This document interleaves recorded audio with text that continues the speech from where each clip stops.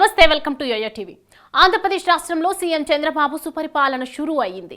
ఓవైపు పథకాల అమలుకు అవసరమైన నిబంధనలను రూపొందిస్తూనే మరోవైపు గత ప్రభుత్వ హయాంలో జరిగిన అవినీతిని వేర్లతో పాటు బయటకు తీస్తున్నారు. ఈ నేపథ్యంలోనే రాష్ట్రంలోని పలు జిల్లాల్లో ఇంతకాలం వైసీపీకి వీర విధేయులుగా ఉన్న అధికారులు వరుసగా రాజీనామాలు చేస్తున్నారు. చంద్రబాబు ప్రాతినిధ్యం వహిస్తున్న కుప్పంలో ఇప్పటికే పోలీసు అధికారులతో పాటు పలు శాఖల అధికారులపై వేటు పడింది.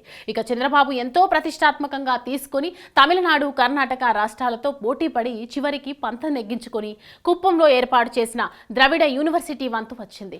ఆంధ్రప్రదేశ్లో వైసీపీ అధికారంలోకి వచ్చిన తర్వాత ద్రవిడ యూనివర్సిటీ అనేక వివాదాలకు దారితీసింది. ఇప్పుడు ద్రవిడ యూనివర్సిటీ ఉపకులపతి ఆచార్య కొలకలూరి మధుజ్యోతి ఆమె పదవికి రాజీనామా చేశారు.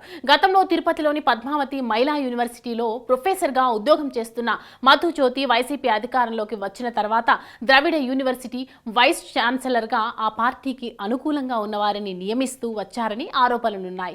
ఇదే సమయంలో గత ఏడాది డిసెంబర్ 27వ తేదీన ద్రవిడ యూనివర్సిటీ వైస్ ఛాన్సలర్గా మధుజ్యోతి బాధ్యతలు స్వీకరించారు. మధుజ్యోతి నియామకంపై పలువురు అభ్యంతరం వ్యక్తం చేసినప్పటి వైసీపీ ప్రభుత్వం పట్టించుకోలేదు. అయితే ఏపీలో వైసీపీ ప్రభుత్వం మారిపోవడం, ఎన్డీఏ ప్రభుత్వం అధికారంలోకి రావడం, కుప్పంకు చెందిన చంద్రబాబు నాయుడు సీఎం కావడంతో ద్రవిడ యూనివర్సిటీలో ఇంతకాలం అధికారం చెలాయించిన అధికారులు రాజీనామాలు చేస్తున్నారు. ఇప్పటికే ద్రవిడ యూనివర్సిటీ రిజిస్ట్రార్ వేణుగోపాల్ రెడ్డి ఆయన పదవికి రాజీనామా చేశారు. ద్రవిడ యూనివర్సిటీ రెక్టార్ అనురాధ కూడా ఇప్పటికే ఆమె పదవికి రాజీనామా చేశారు. వేణుగోపాల్ రెడ్డి, అనురాధ వారి రాజీనామా లేఖలను వైస్ ఛాన్సలర్ మధుజ్యోతికి అందించారు. వేణుగోపాల్, అనురాధ రాజీనామా లేఖలను ఆమోదించకుండా మధుజ్యోతి వాటిని ఉన్నతాధికారులకు పంపించారు. వేణుగోపాల్ రెడ్డి, అనురాధల రాజీనామా లేఖలను ఆమోదించకుండానే ద్రవిడ యూనివర్సిటీ వీసీ పదవికి మధుజ్యోతి రాజీనామా చేయడం హాట్ టాపిక్ గా అయింది.